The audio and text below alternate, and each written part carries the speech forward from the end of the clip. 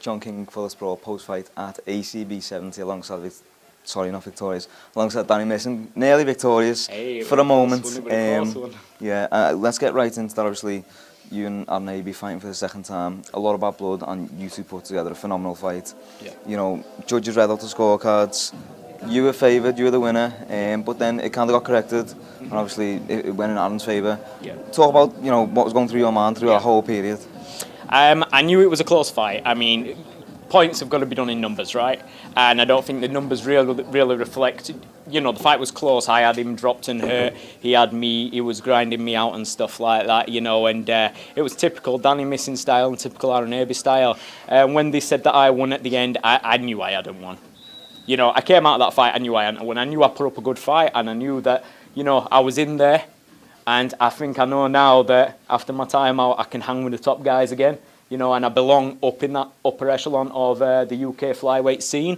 But hands down, I knew I hadn't won. I was talking to him at the end, and I was saying, "Come on, you want this? Finish me." But we were just throwing like little, like something out of Looney Tunes. But you know, I knew I hadn't won. When they announced me the winner, I looked straight at Aaron and I saw the disappointment in his face. But I didn't want that over my head. You know, like, I leave the cage after everything that's been said, and don't get me wrong, that's mental warfare. Yeah. That's what we do, you know what I mean? We're humble in defeat, you know, we're gracious in victory, but leading up, if I can get inside his head and win a round off him already, you know, I'm going to do that. Like Mike Tyson, he always won the fight before he got to the ring, you know, and I can get people up there, but, you know, he was strong throughout. I just didn't want that over my head after everything, you know, all this talk, all this back and forth, and I win on a controversial decision in a fight that I knew that I didn't win. When they came back and they announced it again, it was like, you know what, the right man won. Yeah. I raised his hand, I shook his hand. I apologised to his corner, because at the end of the day, if I'm going to dish it out, I'm going to stand up and be a man as well, because that's all you can do. You know, we're humans, we're men. Yeah. Obviously very gracious of you, even in defeat, to admit that you lost the fight. Yeah. We really don't hear that a lot. Obviously, I want to talk about something you addressed in a previous interview. The yellow card, obviously you missed weight yesterday, yes. Couldn't get the last few pounds off. Talk us, for people that don't know, talk what that yellow card means and how it affects the game. That yellow card means when I dropped him in the first round, and I probably snuck that first round away from him, it would have draw, right? Because I would have point down. They didn't give you that. Didn't they?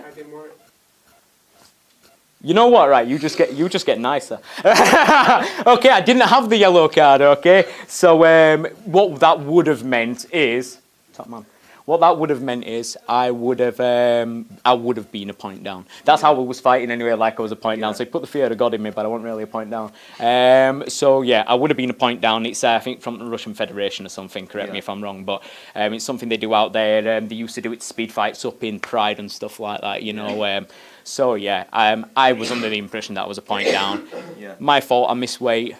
Not due to lack of trying, just due to Oreo chocolate, being a dad. Don't get me wrong, I do like my Oreo chocolate, and you're making me hungry. But you know, like Aaron has his battles, and this, and you know, I've got a lot of respect for what he goes through and stuff like that. Aaron has his battles. Probably not as severe, but I've reached out and I've got help with my battles. Unfortunately, through that, I've got to take a medication. I've had to work with a medical team, a mental health team. We've worked through what does what, so what retains weight, what retains water, what gives you a higher metabolism, slows you, etc., etc. Yeah. We settled on one thing called venlafaxine, turns out holds water.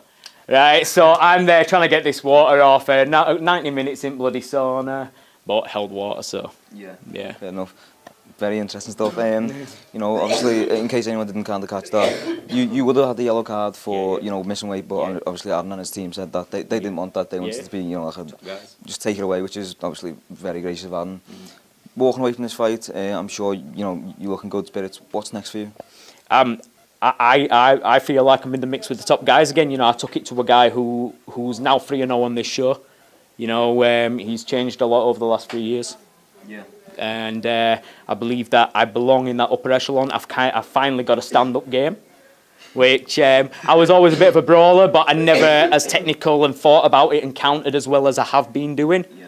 And I've got a big diverse attack now, a better diverse attack. So I feel like now mixing up my wrestling and my jiu-jitsu, I can start to make the dent in the division that I should have made when I was 20. Yeah.